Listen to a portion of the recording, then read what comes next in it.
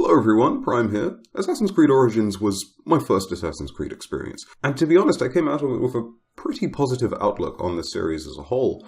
I hadn't really played any of the previous Assassin's Creed games, and besides Origins, I've probably played, I'm not sure how many hours of Black Flag, just up to the part where you get your pirate ship and you meet some of your initial crew. I don't know if that crew changes or whatever, but yeah, just when you can actually get your own pirate ship. And the reason why I couldn't play any more of that game was purely just because it was too different from Origins. In terms of Black Flag's content, it felt like it gave me less control over Edward than the game gave me with Bayek in Assassin's Creed Origins, so it felt limited, and honestly after a while it just got a bit boring. And then as far as the adventuring, that also felt a bit limited as well. Of course, not necessarily on the seas, but climbing buildings and traveling throughout the city felt a bit, just a touch more restricting. Maybe that was just because I didn't get to go to very many environments yet. In fact, that's probably the reason. That's not to say that Assassin's Creed Origins itself didn't have a wealth of problems, because it wasn't a perfect experience. For instance, the side quests were actually pretty well done. The world genuinely felt alive, and this really helped the side quests, and the main quests as well. You genuinely feel like if you weren't there, business would continue as usual. The people will go to sleep at night, they'll be at work during the day, they'll travel the city, they'll be riding horses, using the boats across the different lakes and seas that are around Egypt. There'll be different pieces of wildlife attacking and fighting each other, hunting each other, because you're not the only person that needs animal hide to upgrade your stuff. And the quests themselves work alongside this. The NPCs aren't just waiting around for you to appear because you're their only purpose and reason to be around, and once you're done, they just sort of go off and whatever, it doesn't matter. No, they're living their lives, and some quests don't even pop up as soon as you enter a new area. You have to sort of interact with the different quests and the extra little things first, and then quests will pop up. So it's a very active and alive world, definitely, and that helps the quests. Because instead of helping another random, nameless NPC, you're helping an actual person, or at least it feels more like you're helping a person rather than a random, nameless NPC. And not just that, but Bayek can also interact with the world. If you draw your weapons and run around the streets, people will react to you. They might be afraid, some of the guards might threaten you, or things like that. And in fact, if you're just walking through the street, some of the guards, if they're guarding an area, they'll say, hey, you stop, or, go away. Bayek even sometimes says certain things to himself when he reaches new locations, like if you enter a guarded area and you get too close, Bayek will say, I must be careful here. Not just that, but the random hundreds of NPCs that are scattered across the world will actually speak. And not only will they speak, but they'll speak in their sort of native languages, whether that's Greek or Egyptian, ancient Egyptian or ancient Greek, of course. But they'll speak in those languages. And they don't just speak to you randomly in those languages, but they'll also speak to each other or, interact with each other as well. So as far as making you feel like you're in ancient Egypt, the game does an incredible job. I'm not a history expert by any means, but I felt decently convinced that I was in ancient Egypt. Then again, you can run around in a pirate suit, and that's very immersive, so, there are like kinks to that, I guess. So now we're going to talk about that part in Assassin's Creed Origins where you get to the part in the story that's really good, and you want to solely play the story, but you can't, because the story quest is, eventually, it will get to a point where it's a few levels higher than your current level, and the enemies are just too high level for you to fight, which leaves you with farming, most likely being to do the side quests, in order to get enough XP to continue with the story, because the story does get better the more you play the game. When you're playing the side quests solely for the XP, you start to lose interest in a lot of them, and they start to feel like grindy sort of experiences. So I got tired of the way that the cutscenes were played, because to be honest, from the start, the side quests and the way that they were giving us the sort of information we needed, I thought was quite boring, to be honest. Felt very much disconnected from Bayek during those scenes. I didn't really feel like I was immersed in the world there. Rather, I was just watching two people having a pretty boring, bland conversation, and doing whatever tasks that they asked me to do, and then sort of go home. I mean, some of the side quests do have cutscenes, others not so much. And cutscenes aren't everything, but those with cutscenes were definitely, for the most part, more interesting than those without. I think. So side quests on the map were these very distinct exclamation marks, and you would know when you were approaching a side quest. And so nearing the end of my sort of main game playthrough, I sort of sought out those side quests rather than looking at much else. I mean, I'd go to the sort of bird little things, because you could use those to teleport across the different parts of Egypt. But aside from that, I more or less just went for the side quests exclusively, just so that I could finish the main quest, or have enough XP to finish the main quest. And I can understand why they set it up like this. There's literally so much to do that I suppose they sort of wanted the players to explore as much as possible. But the problem with doing it like that and sort of forcing it is that once I was done with the main quest, I didn't really want to play the game anymore. Whereas if I had been able to play the quests at my own pace and felt like I could have just done the main quest, I most likely would have gone back and finished a lot more of the side quests, a lot more of the activities. I was kind of burnt out by the end of the story. It also didn't help the world, because I was purely just going after the side quests, and I was seeing the side quests as even more bland the more of them that I was doing after a certain point. The world kind of started to seem a bit more, well, meh. Yeah. Instead of helping a person, I'm helping an NPC, and I'm kind of doing the same actions over and over is what it felt like at the time. Now, yes, there are other ways to earn XP in the game, and there's several little events and other like side activities, but by far, side quests gave the most outside of the main story quests.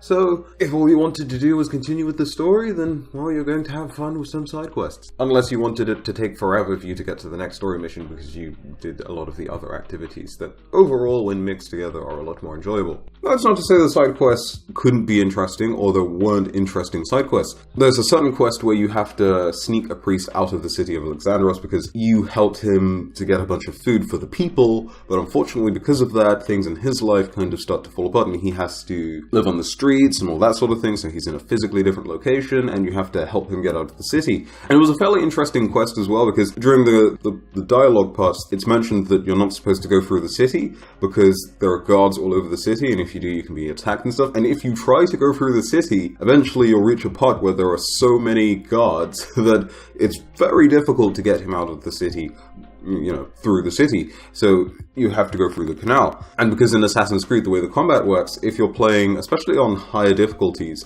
it's not really a good idea to try and take multiple enemies on at once, because you're probably going to die. And so the canals are the way to go. And you're not avoiding combat entirely by taking the canal route. There are still enemies on boats sort of trying to apprehend you through the canals, but it was just a really nice sort of attention to detail, whereas, you know, in some games they'll say things like, don't go this way because XYZ will happen to you, and then you go that way anyway, and sort of nothing happens. You know, little details like that, really nice with Assassin's Creed. And of course make the quests a lot more interesting, and I'm a lot more inclined to listen to the dialogue of the quests because they're relevant. So that was very nice. But of course, if I'm skipping these quests after a while because I just ultimately don't care, because the main story got pretty good near to the end. It was pretty engaging. And so that's more or less all I cared about at that point. I didn't care for the side quests, so I sort of missed that connection as well. Whereas Assassin's Creed Odyssey, it looks like they're making you care a little bit more about all of the quests. They have those sorts of segments where, in Assassin's Creed Origins, you talk to a character and then you wouldn't even get a cutscene. It's literally just, as I said, those two characters talking within the world. To be honest, those parts feel a bit awkward. In Assassin's Creed Odyssey, it looks like you might be able to sort of choose the direction of that conversation rather than you just turning up, pressing whatever button it is to talk to the character, and then sort of your character talking to them about whatever, and then, yes, you go into the quest. Because it's partially also the way that these conversations take place.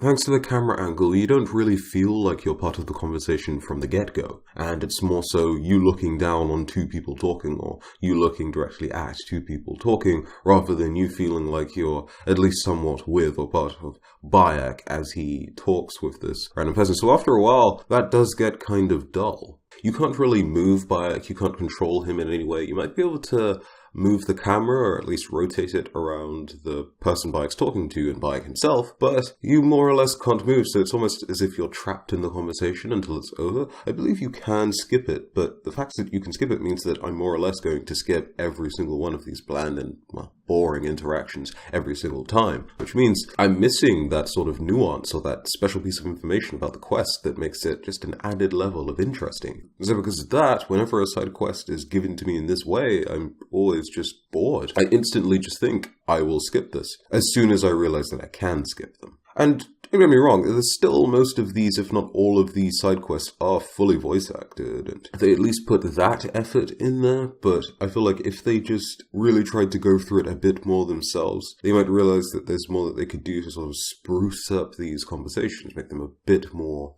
well, at least watchable. You can barely even see the characters' sort of facial expressions, even if they do change. It's like two almost dead dolls talking to each other. And I get that it would take a long time to animate every single face and have them speak in this way, but it is 2017. So Odyssey is going to be a grindy game, or at least it's going to have a lot of content in it, and a good amount of that content will fall into the lap of the side quests. So in order to make more of the dialogue relevant to the actual world and the gameplay. So at the very start, the recent gameplay reveal, one of the characters talks about how your quest location is south of a statue of Zeus, or, south of a certain location that you can see. And it's like, well, I could just follow my map to get to this location, but I don't have to. I can just, if I really, really get lost, I can use the little sort of compass type thing at the top of the screen, but the fact that they're even trying to help you to find the location without even having you sort of pop into the map. So you don't even have to break up and look at a map. You can literally just explore your environment. That should really go a long way in sort of helping out this sort of issue. Of course,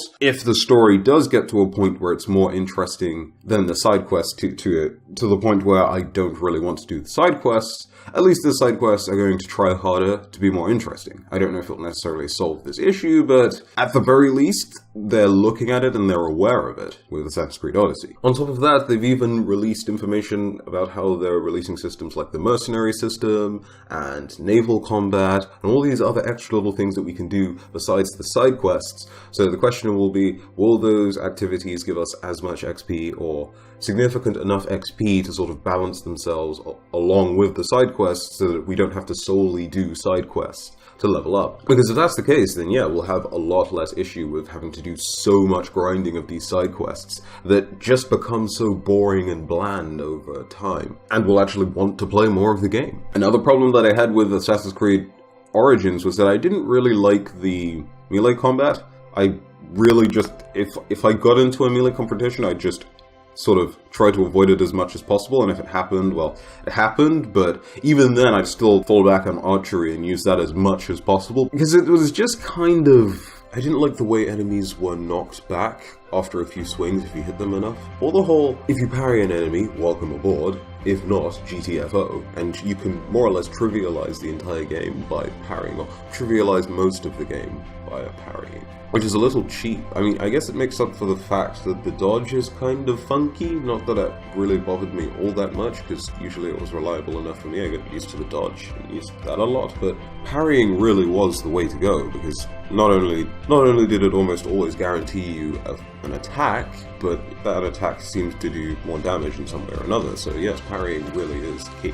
I barely put any points into the combat tree, so that probably was part of the reason. But then again, in the combat tree itself, a lot of the skills seemed kind of, well, meh. It didn't seem like there were that many skills to flesh out the actual hand-to-hand combat itself, And there were some interesting skills in the melee combat line. You're all familiar with the overdrive, or overpower mechanic, whatever they call it, where once the meter is full, you can do a special attack that's single target, makes Bionic immune during the animation, and does a fair bit of damage. And you can double the damage of that attack through one of the skills, you can get some extra hits in with one of the skills, you can, if you kill the enemy that you use this attack on, you can take the weapon and throw it at another enemy, things like that. But next to the tool tree and the archery tree, I wasn't impressed. A lot of the tool skills, things like smoke bombs that will break line of sight and let you escape combat if you get caught, a sleep dot stealth thing that will put an enemy to sleep and allow you to assassinate them as if you were stealthily going up to them and able to just kill them naturally, a poison variant of this that you can throw at enemies and they'll die slowly over time, so you can sort of throw at them and then forget about them and they'll die, a skill where if you've killed an enemy, you can sort of poison or booby trap their body, and once guards come along to find their ally's dead body, they'll pick it up and want to get rid of the corpse, but if they interact with the corpse, they'll be poisoned and they themselves will eventually die. And I'll admit that the archery skills weren't exactly as interesting as the tools for me. In fact, I really do feel like the tool tree was the most fun and interesting skill tree just in the game. And the game is set up to allow you to go through the game without having to put a single point in the... You'd be throwing away some useful things like the ability to carry two weapons or the simple function of parrying. Things like that, basic things which you'd probably think, yeah, I should probably pick this up. Unless you can't parry or for whatever reason you don't want to switch to a second weapon in case you get caught out in combat or you're forced to fight a boss. Because, you know, you can't assassinate a lot of the bosses. Some of the bosses you can actually just assassinate without having to fight them, but a good number of them you have to genuinely fight as if they're a genuine boss battle, which makes sense, they are a boss battle, but that means you're even using the archery or the close range combat, and, well.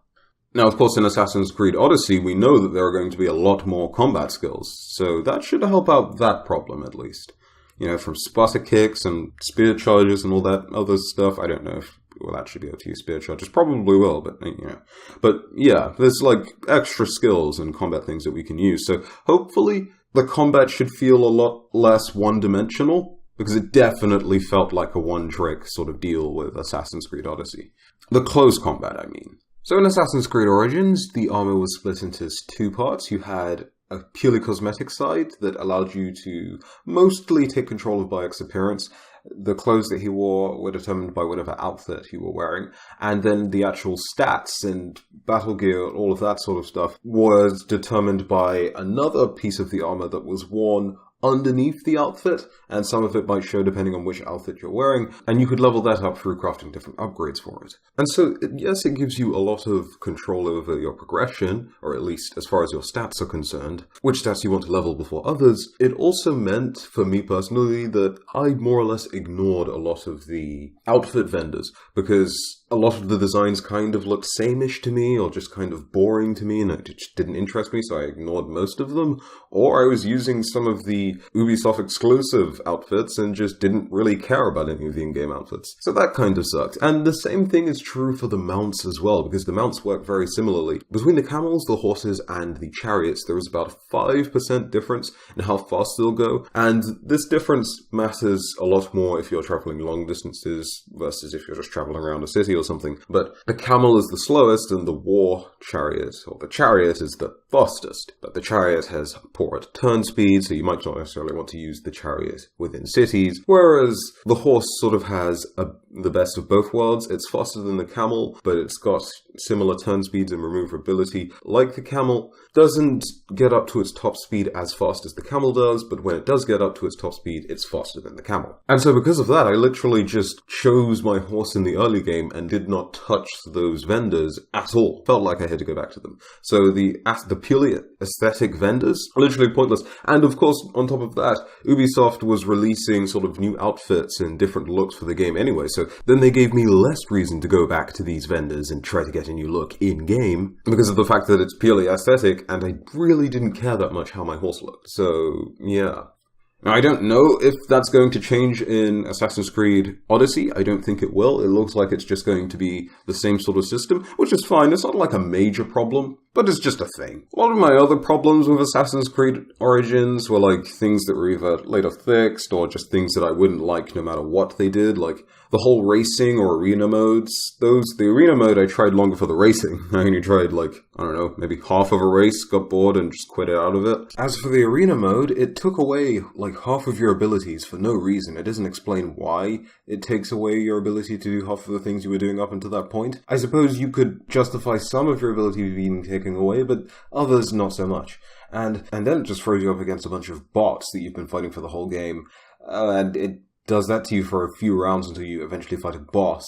The arena was just boring. Rinse and repeat that a couple of times and you can see how boring arena could really get, so yeah.